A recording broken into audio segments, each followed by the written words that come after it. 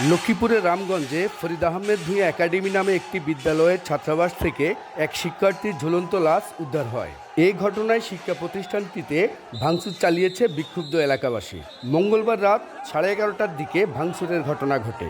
এর আগে সন্ধ্যায় ছাত্রাবাস থেকে লাশ উদ্ধার করা হয়। জিয়াউদ্দিন জিয়ার ছেলে মেহেদি হাসান ফরিদ আহমেদ ভূঁইয়া একাডেমির ছাত্রাবাসে থেকে পড়াশোনা করতেন। ভুক্তভোগী পরিবারের অভিযোগ, মোবাইল ফোন চুরির অপবাদ দিয়ে অষ্টম শ্রেণীর পড়ুয়া শিক্ষার্থীকে পিটিয়ে হত্যা করেছে ছাত্রাবাসের কিছু ছাত্র। আমার বাবারে মারি গলা টিভি আমার বাবারে লটকে রাখছে। আমার বাবা মাফলার পাইবে কই? আমার বাবা তো মাফলার ব্যবহার করে না। আর গ্রিলের সাথে বুঝে মাফলার দি বাঁধলে বুঝে মানুষ মারা যায় বুঝে। আমার বাবা এটা কোনো ফাঁসি দাগ না, এটা হচ্ছে হাতের সাপ, কালো সাপ। আমার বাবা কোনো ফাঁসি দেয় না। লিখিত আবার অভিযোগ দেওয়ার কারণে হইলো মেহেদির উপর টর্চারিং করা হয়েছে। মেহেদি লিখিত আবার অভিযোগ দিচ্ছে প্রিন্সিপাল স্যারের কাছে, কিন্তু সেই স্যার তো কোনো পদক্ষেপ নিল না।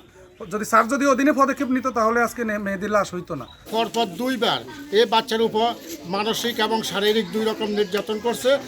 নির্যাতন করতে করতে বাচ্চাটা মারা গেছে। তবে কোঅর্ডিনেটর দাবি করেন, চুরির অপবাদের ঘটনায় আত্মহত্যা করেছে মেহেদি। জানতে পারি যে মেহেদি হাসানের এই স্পট ডেট যে সে হয়েছে, পরে সবাই আমরা এখান থেকে দৌড়ে যাই। এই ঘটনায় নিহতের পরিবারের পক্ষ থেকে লিখিত অভিযোগ পেলে ব্যবস্থা নেওয়ার আশ্বাস পুলিশের। প্রাথমিকভাবে আত্মহত্যা বলে ধারণা তাদের। তার গলায় দাগ আছে এবং পিঠে সামান্য একটু দাগ আছে, আর অন্যান্য জায়গায় এরকম বড় ধরনের কোনো আঘাত চিহ্ন পাই নাই। পরিবারের অভিযোগ আছে, কিন্তু আমাদেরকে এখনো পর্যন্ত লিখিত কোনো অভিযোগ দেয় নাই। লিখিত অভিযোগের প্রেক্ষিতে আমরা প্রয়োজনীয় পরবর্তী ব্যবস্থা নেব। ময়না তদন্ত শেষে মেহেদি হাসানের মরদেহ বুধবার বিকেলে পারিবারিক কবরস্থানে দাফন করা হয়।